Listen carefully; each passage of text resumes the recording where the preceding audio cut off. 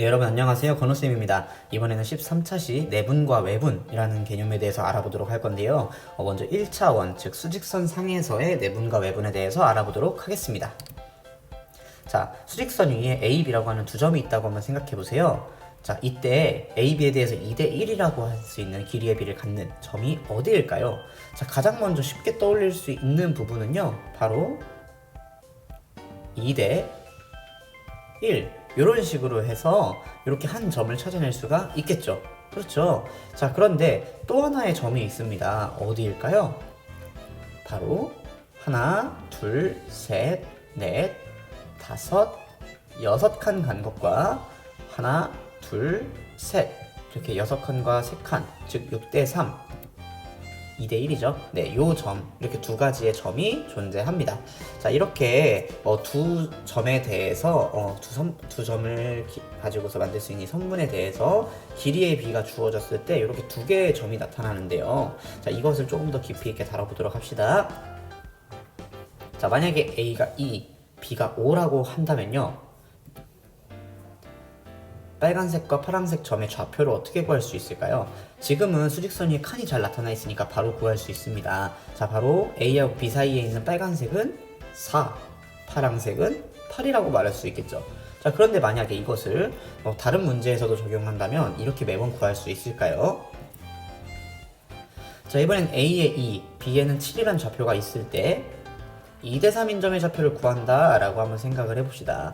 자, 그럼 아마 한 가지는 좀 찾기가 그래도 괜찮을 거예요. 2대3 그러면 A로부터 하나, 둘, 셋, 넷, 다섯 이렇게 나눈 다음에 이것을 2대3으로 나눠준 이 부분, 자, 이 부분 그러니까요 2, 3, 4겠죠. 이 4라고 하는 점의 좌표가 이제 2대3인 점이라는 걸 알 수 있는데요. 하나가 더 있다면 어디에 있을까요?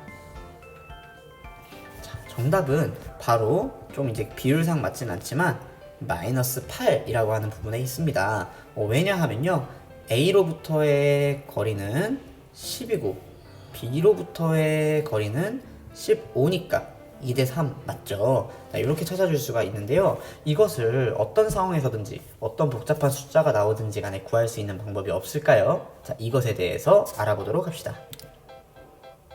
자, 그러면 지금까지 다룬 내용을 좀 정리해 보도록 합시다. 자, 먼저 두 점 내부에서 나누어지는 경우를 지금 화면에 보이는 것처럼요. 자, AB라고 하는 선분이 가운데 있는 P를 기준으로 AP 대 BP가 M 대 N으로 나누어지죠. 자, 이것을 내분한다 라고 이야기를 합니다. 자, 이 내분한다 라는 의미는 안쪽에서 나누어진다는 의미인데요.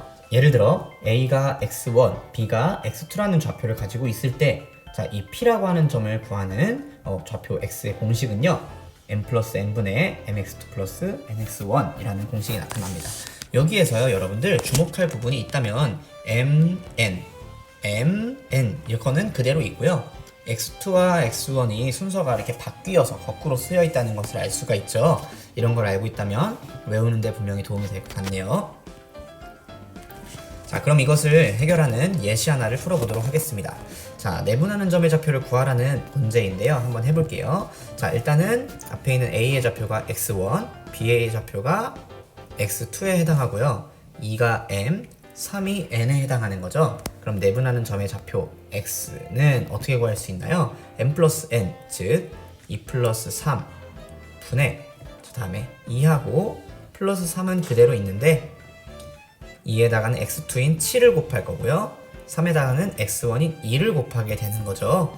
2를 계산해주면 5분의 27에 14 더하기 3이 6이니까 5분의 20, 즉 4라는 좌표가 나타납니다.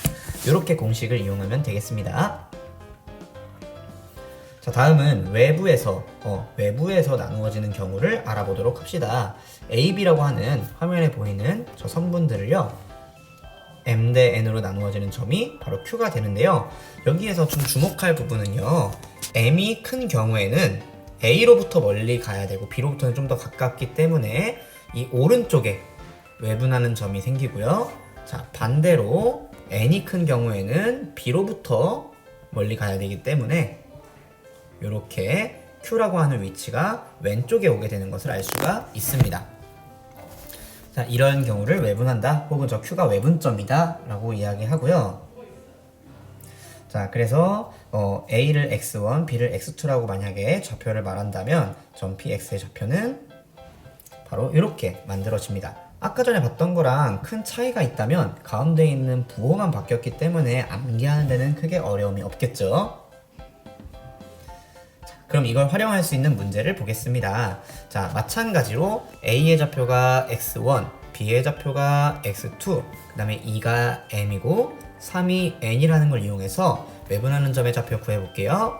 자, 외분하는 점 x는 자, m-n, 즉 2-3이고요. 자, 위에도 2-3인데 뒤에 따라오는 숫자의 순서가 7과 2로 바뀌어서 나타난다 라는 거였죠. 계산해주면 마이너스 1분의 27의 14 마이너스 6이니까 8, 그래서 마이너스 8이라는 좌표가 나타나게 되겠네요. 자, 이번 시간은 여기까지입니다. 충분히 연습하고 다룰 수 있도록 하면 좋을 것 같네요.